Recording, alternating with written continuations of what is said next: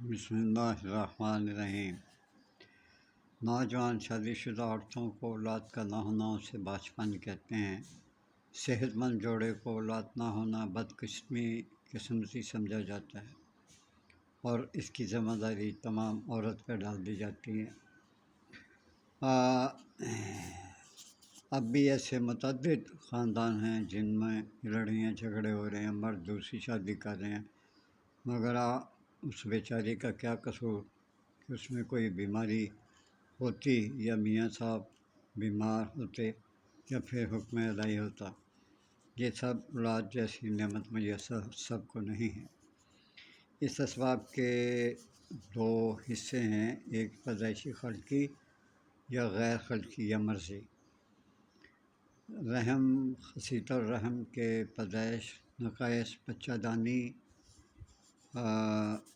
کا نہ ہونا، چھوٹا ہونا، گردن رحم میں مسدود ہونا، رحم کا ناقص ہونا، پردہ بکارت کا جو سوراخ ہے وہ بند ہو جاتا ہے، بند رہتا ہے، نالیوں کا مسدود یا بند ہونا، تنگ ہونا، یہ سب اس کی نشانی ہے۔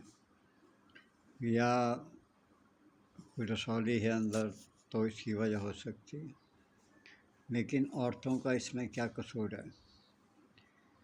اور میں اس کا آپ کو اس کی علامات بتا دیتا ہوں۔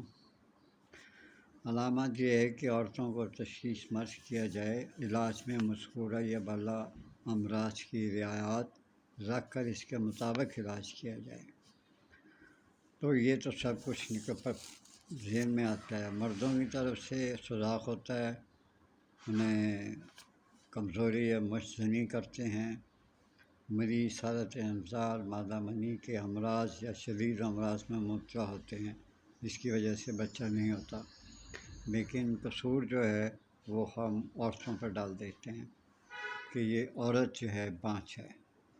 لیکن یہ رکھیے کہ جو پردہ بکارت ہوتا ہے وہ بند ہوتا ہے، اس کا علاج کریں۔ نالیاں بند ہوتی ہیں، وہ کسی اچھی لیڈی ڈاکٹر کو دکھائیں اگر وہ کام کی ہے تو، ورنہ اس کے لیے دوا میرے پاس موجود ہے جن حضرات کو چاہیے۔ میری دعا ہے حضرت بی بی فاطمہ کے صدقے اللہ تعالیٰ آپ کو اولاد دے اور اپنی زندگی میں آپ خوش و خرم رہیں، اور ہمیشہ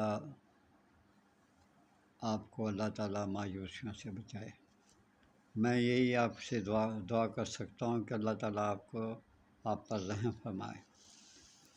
اس کے لیے میرے پاس دعا تیار ہے جو بڑی سوچ کے میں نے یہ بنائی ہے، اور یہ کامیاب جا رہی ہے الحمدللہ رب العالمین۔